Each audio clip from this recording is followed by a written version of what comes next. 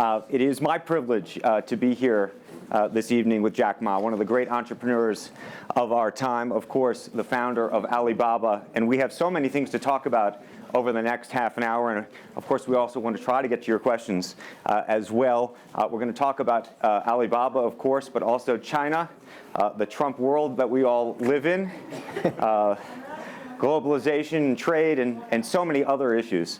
But first of all, thank you, for joining us. Yeah.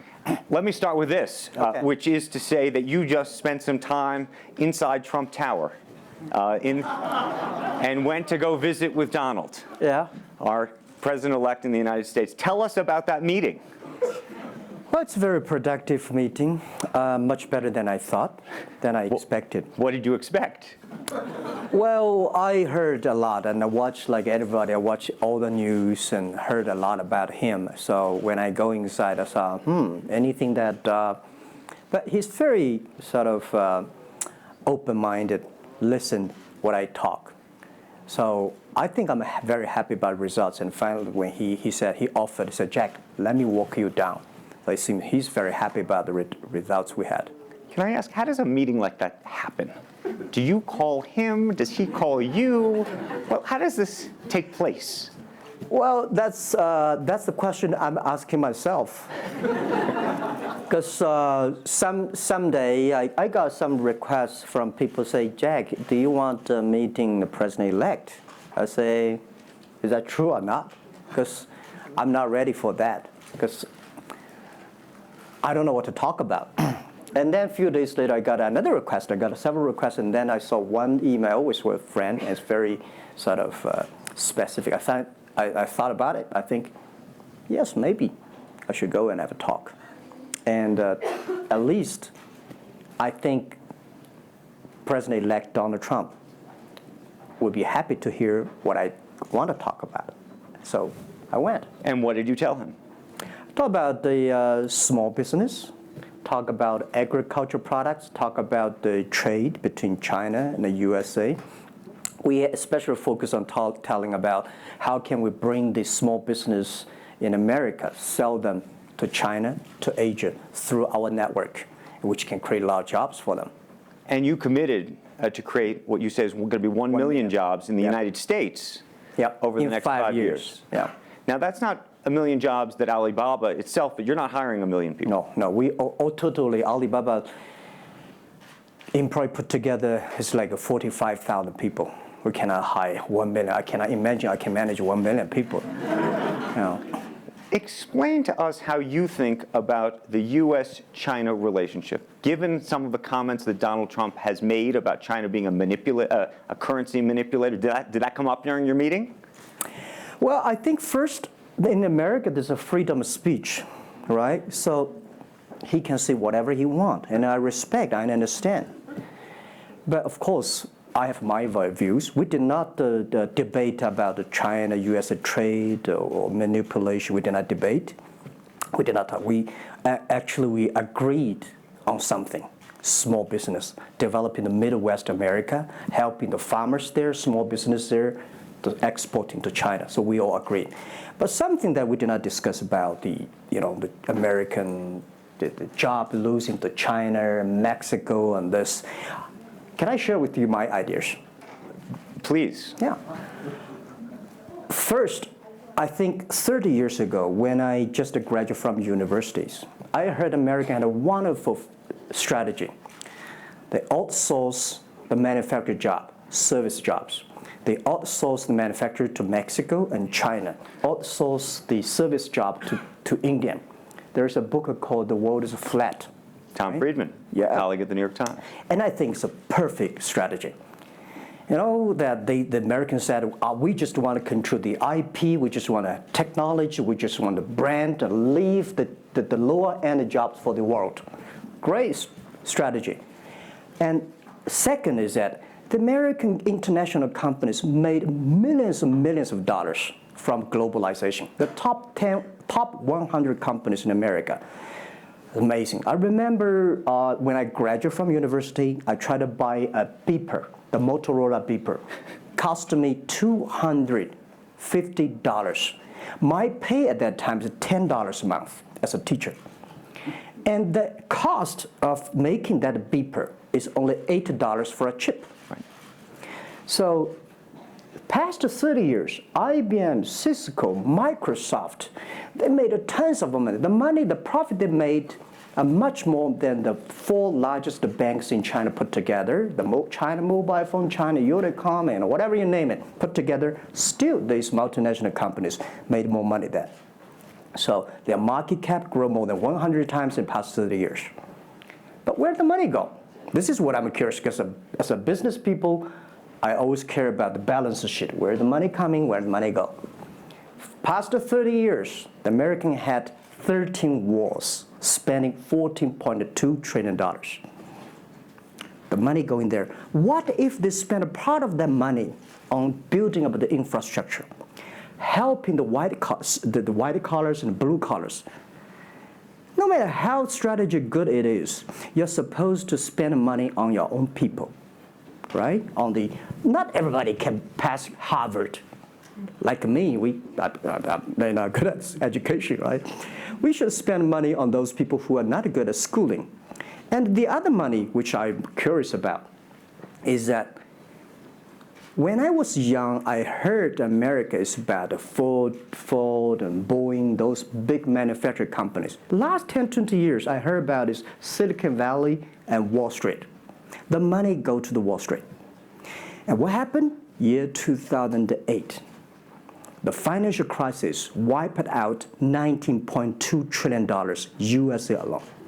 They wiped out all the white collars and destroyed 34 million jobs globally. So what if the money is not Wall Street? What if the money spent on the Middle East, Middle West of the United States, developing the industry there? That could be changed a lot.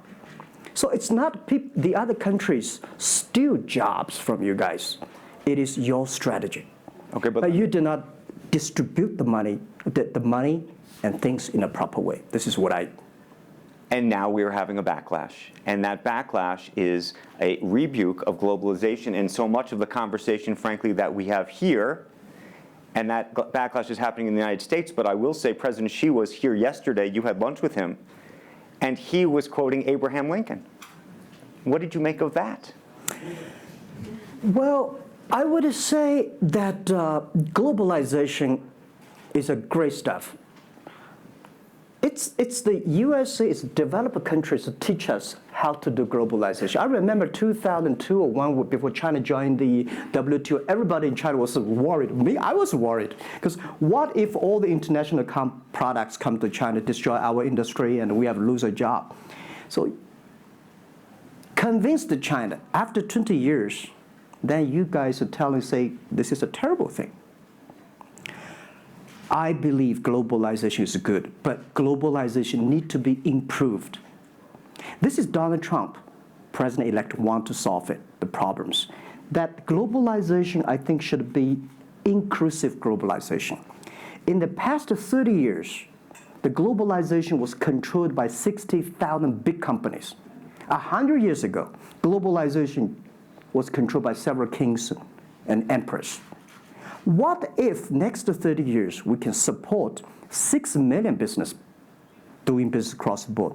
What if in next 30 years we can help support 20 million small business can do business across the board? So this is something which I believe globalization should be inclusive. And do you think that the words of President Xi will happen in reality, which is to say that China has largely acted on its own behalf for many, many years, and now is effectively saying that the U.S. needs to continue acting on everybody else's behalf? Yeah, I think, the world needs some, such a, Mr. Xi yesterday said, it's a wonderful time, it's a bad time, or the worst time. The world needs a new leadership, but the new leadership is about working together. This is what I understand. We do not necessarily need one specific leader to teach us what to do, what not to do. But the world have to partner together. This is what I think. And I think as a Chinese, as a business people, I feel proud for what President Xi said yesterday. As a business person, I want the world to share the prosperity together, to join the force together. As a Chinese, I'm happy about what he committed. Yesterday he said, he speaks like us, takes the responsibility of the second largest economy. As the China's second largest economy, he has to take some responsibility. This is the first time I heard a Chinese leader make number commitment. He said, next 10 years, we are going to import $8 trillion US. This make me feel excited because China is transforming from exporting to importing.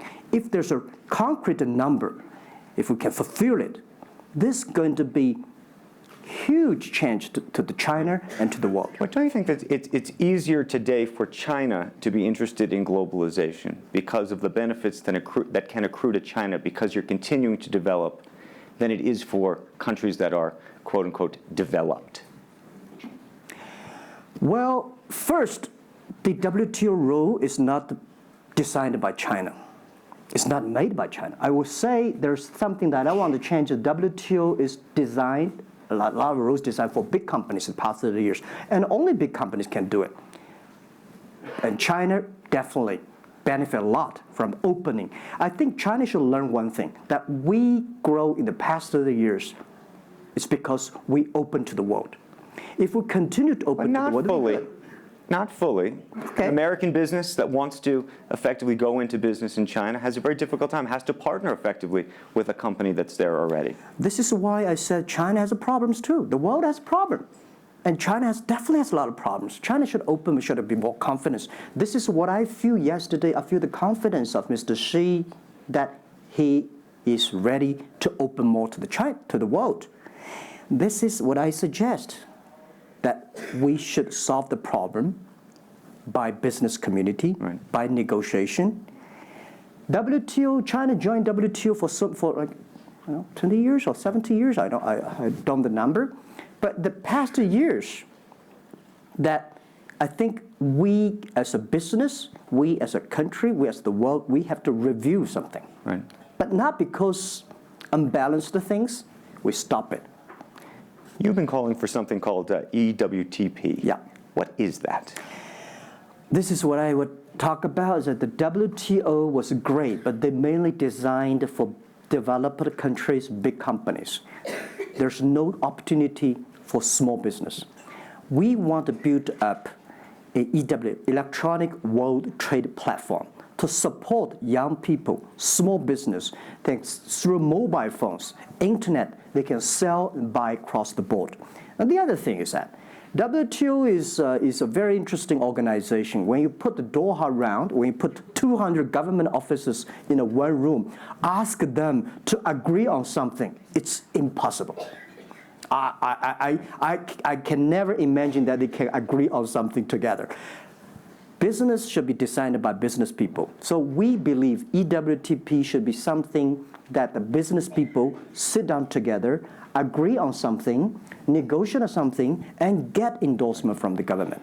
I want to talk a little bit about Alibaba and the model itself, because I think for many in the West, if you will, they don't necessarily understand it. And to the extent that the extent that I could try to compare it to Amazon, which I know you think is an unfair comparison, one of the things that's so fascinating to me is that Amazon and Jeff Bezos have pursued what might be described as a very asset-heavy business model. They're buying airplanes. They want to own the entire supply chain from beginning to end. And Alibaba has effectively an asset-light business. It is very much, in terms of the retail piece of this, the opposite. You don't want to own the warehouses. You don't want to own the logistics companies. How do you think about that? Is Jeff Bezos right, or are you right? And is there going to be a meeting in the middle? I hope both are right. And because the world can never have one model. If the world has only one correct model, the world is too boring. Right? We need to have all kinds of models. And the people who do the model should believe in the model. And I believe what I do. Right? The difference between Amazon and us. Amazon is more like an empire. Everything they should control themselves, buy and sell. And our philosophy is that we want to be an ecosystem.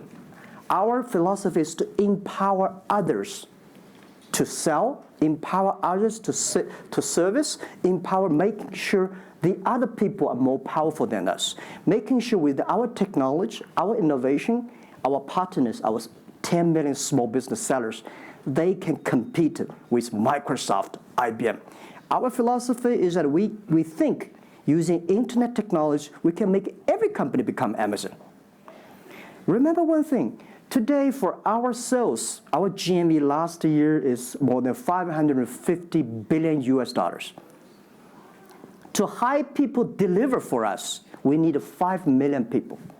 So how can we hire 5 million people deliver things for us to deliver the things we sold?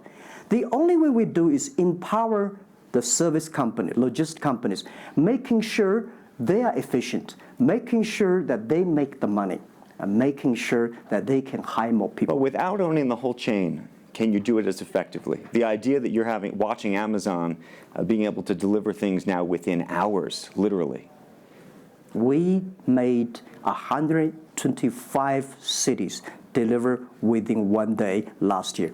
Imagine, 10 years ago, deliver one thing from Beijing to Hangzhou takes about 8 days. Now you can deliver things from Beijing to Inner Mongolia or some city within 12 hours. It's improving.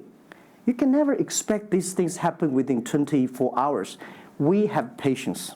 So I think, can you imagine that within the 11/11 Singles Day, we sold $17 billion, and by delivering more than 600 million packages within 3 days. This is happening, and this is what we feel proud of. It's not how much money we make. It's not how powerful we are. We think because of the technology, we can make the technology very inclusive, that every small companies can use it. This is my dream, because I started my first business in 1992 in China as a small business. In order to borrow money, 5,000 US dollars from a bank, took me 3 months to acquire, still failed. So difficult to be a small business. Today, with the technology, we can empower them. This is something I want to do. One of the critiques, as you know, and it continues to linger around Alibaba, is the piracy issue. There's an IP issue, and it's an issue all over China, but you take the brunt of a lot of it. Yeah. How much progress have you made in your mind, and how do you think about some of the regulatory bodies in other countries, including the US, that continue to criticize Alibaba for these issues? First, when we start do this business, as a business like this size, you have to take all the criticism. You have to listen what is right, what is wrong. And second, as an e-commerce, when you put 10 million small business, empower them to sell. We do not like Amazon buy. We cannot check. Even when you buy $55 trillion or $550 billion, you cannot check every product. So the model itself and the e-commerce itself may have a lot of these flaws.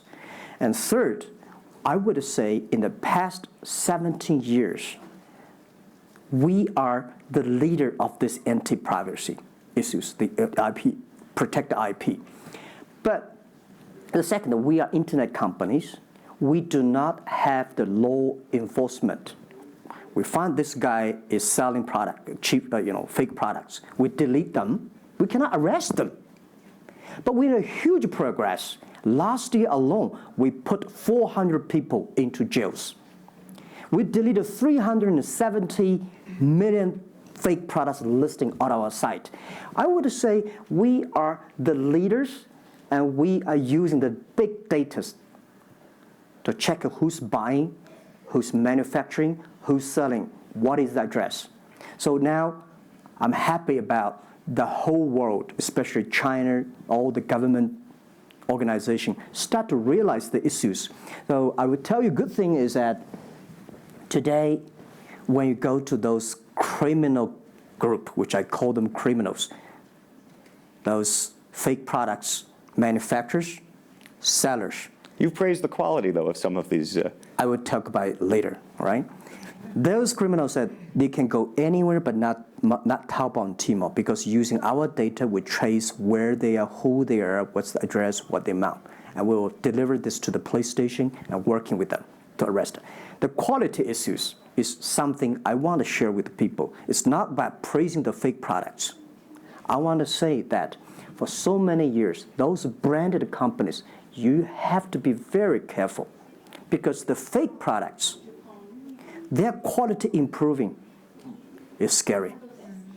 That is the difference between us. Because when you find the guys, the people said this is fake, and you have to find people, you have to find a third-party institution to check it is fake or not. We find sometimes the quality is better. And I tell you, another thing is even scary. There's one branded company. He said, we are selling fake products. We check everything, there's nothing wrong. So we say, what is wrong? So we buy the products from his flag shop and deliver to them. They say, it's a fake. You know what I'm saying? Yep. We buy things from the flag shop of this brand and deliver back. It's the fake products, they say. So it's a bit confusing. Right. This is fighting against the fake products is a war against the human greediness. It's not easy. You cannot finish it, but you have to continue to fight. And I want to say we put 2,000 people, 1 billion RMB every year fighting against that. It can never finish the war within 2 years. But I'm happy. Whether people criticize me, criticize us, the most important is that we are happy about the progress we made. Right. But if people praise me, so when people say, Jack, you're wonderful, I know I'm not wonderful, right? Oh, Alibaba's great. We are not great. We are just a 17-year-old company. But when people say, you're doing nothing, no, we're doing a lot of things. But you don't have to argue.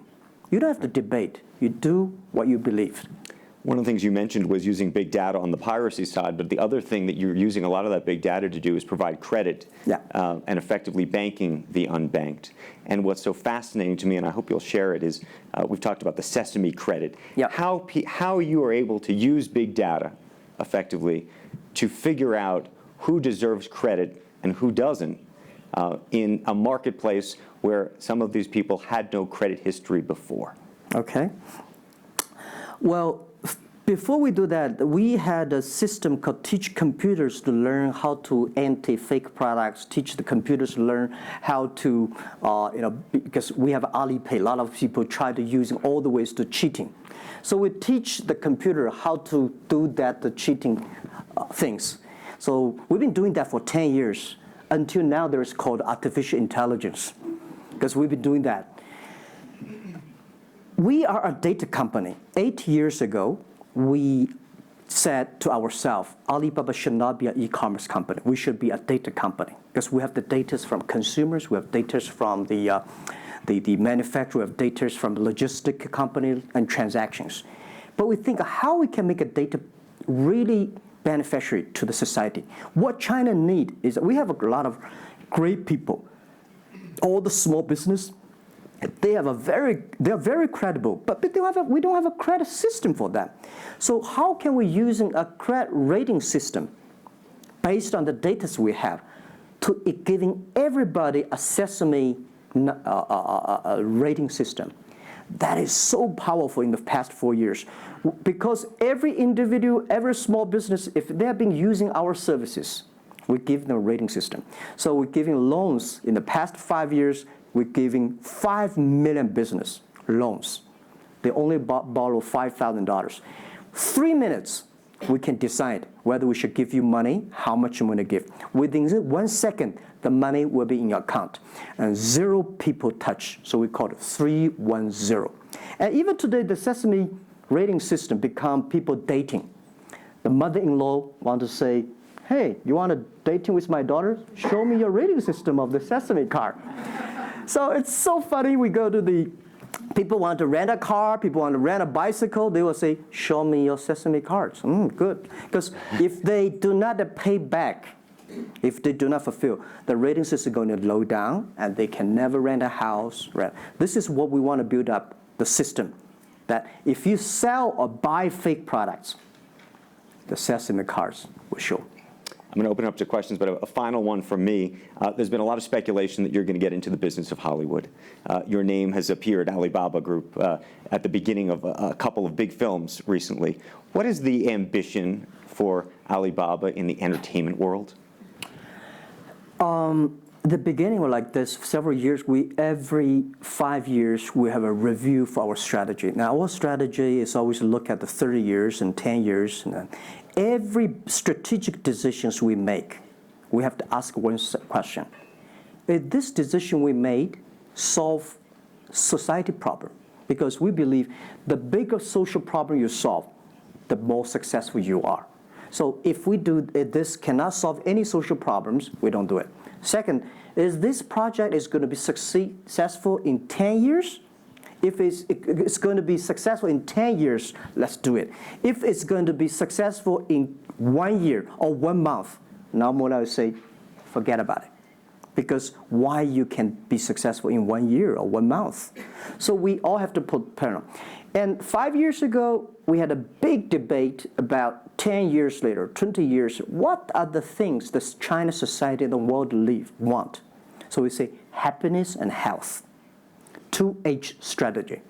So happiness and health. We believe Hollywood, the movie industry, bring people happy. Because today, nobody's happy. Rich people not happy, poor people not happy, At least when I watch a movie, I feel happy about it, right? So I think we should partner with the Hollywood, especially like a lot of, we have a different way of living. In China, the movie, we have a lot of heroes. But China movies, heroes always dead. The American movie hero never die. If all the heroes die, who want to be the hero? So my movie, I want to make the hero live. Right, so this is, I think we should learn a lot. And it's only about 2 years, so we have another 8 years to go. I want to make our company that it's not e-commerce. It's something that giving people inspirations.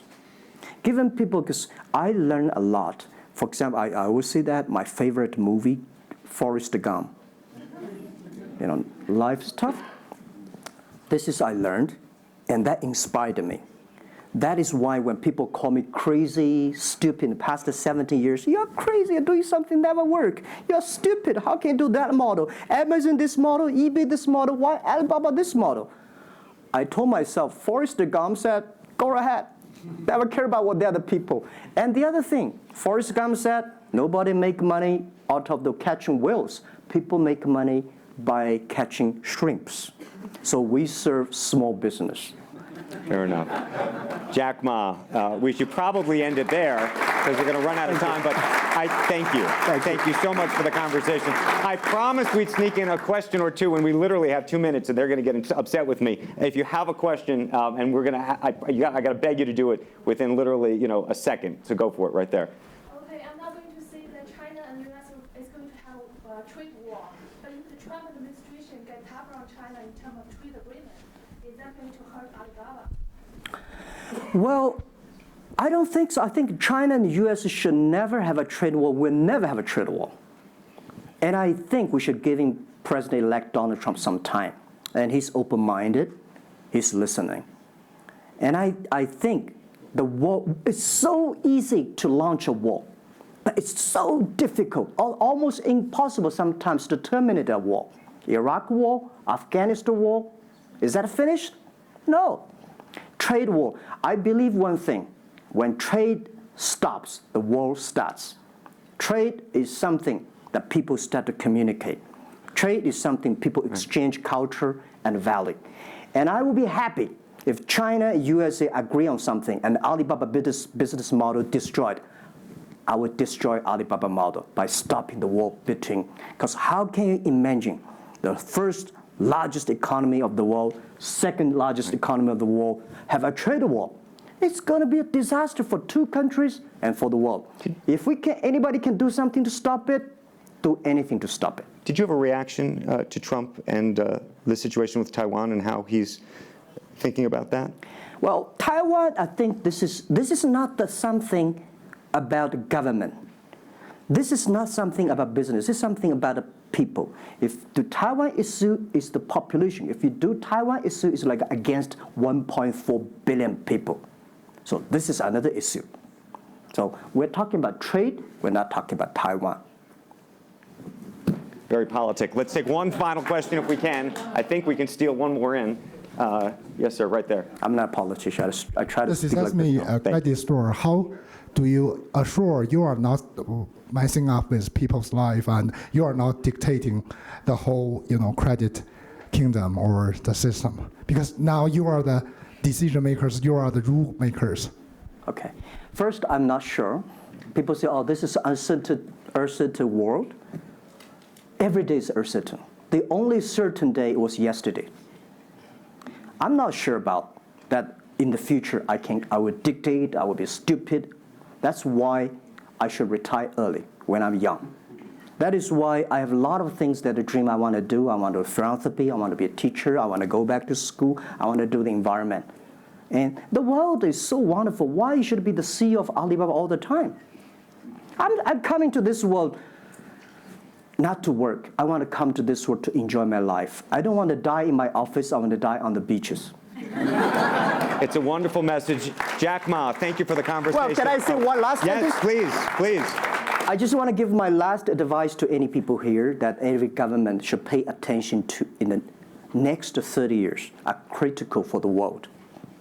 Every revolution, technology revolution takes about 50 years. The first 20 years, technology company. Next 30 years, the implication of the technology. Focus on next 30 years. The first 20 years, eBay, Amazon, Facebook, Alibaba, Google, good. The most important is that make the technology inclusive, make the world change. This is 30 years. Next, pay attention to those people who are 30 years old, because those are internet generation. They will change the world. They are the builder of the world. Third, that let's pay attention to the company who have fewer than 30 employees. So 30 years and 30 years old and 30 employees. That can make the world much better. Jack Ma, thank you very, very much. Thank you. Thank you. Thank you. Really appreciate it. Thank you. Thank you.